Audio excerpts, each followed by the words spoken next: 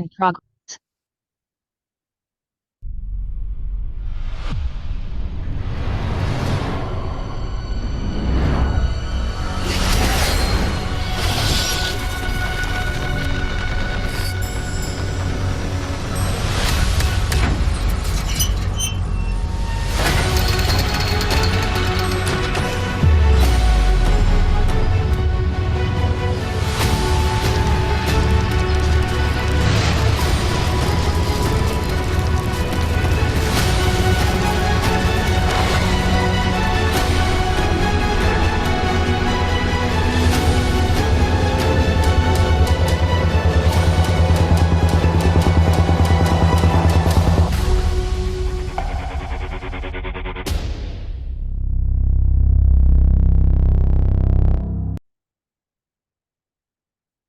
Okay, welcome back to my channel. This is your Captain.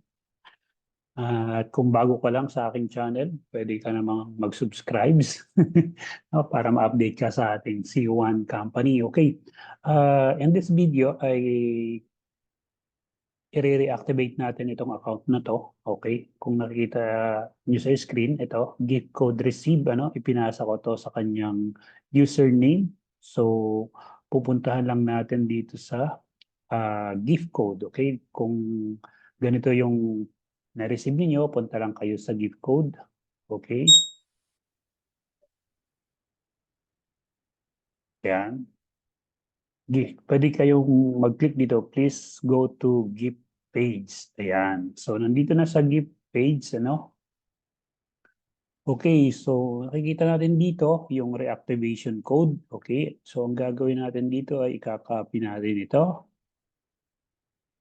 Okay, copy. And then, pupunta tayo dito sa crypto token. Yan, C1 crypto token. And then, start claiming process. Okay? Tapos, i-click nyo lang yung next. And then, pwede nyo basahin yan. I-next nyo ulit. Okay? So, unlock for 19. Kailangan po natin i-unlock yan for 19 euros. At yan po ay nagkakahalaga sa ngayon ng pag ikaw ang bibili, nasa 3,300. Pero kung sasabay ka lang, magpapabili ka, kagaya mga nagpabili sa akin, hindi pa siya umabot ng 2,000. Depende sa gas fee. Kanina tumaas yung gas fee na naman. Umabot na siya ng 0.00094, which is nasa 2,000, 2004, no? Dati 1.8 lang, no? Ngayon, so i-click mo yung unlock. Okay? Tapos dito sa verified gift code, dito mo ipi-paste. Okay? And then verify. Ayan, pag ayaw gumana, refresh. Kasi minsan yung ating internet ay hindi nagpa-function. Okay? Verify. Okay? This is an upgrade to package reactivation. Okay? Redeem voucher. Okay? Gift code claim successfully. Okay? So, pwede na tayong mag-claim ng C1 crypto token and pwede na rin tayong magsimulang mag-upgrade na package. So, kung may plano kayong mag-upgrade ng package, dadaan po kayo sa reactivation. No? Hindi pwedeng hindi kayo dumaan doon para makita nyo yung package ng element package na tulad nito. Okay. So ngayon, next natin gagawin dahil verified, reactivated na to, babalik po tayo dito sa C1 Crypto. Okay. Okay, login ulit. Okay, click lang natin yung C1 Crypto. Okay. Pagdating dito sa claim, pwede nyo nang i-click itong pinakalas na guhit. Yan. Yung pinakalas na guhit na yan para, ayan, mapunta na kayo dito sa claiming section. So, dito, nakalagay dito na wala na yung 10%. So, i-claim na natin yung 1,219. Okay.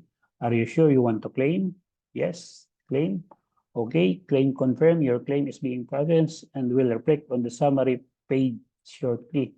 So ngayon, processing na siya, no? Ngayon, kapag gusto mo namang maging doble pa, okay? Mag times 4, okay? Yung iyong package, yung iyong ah, token base, no?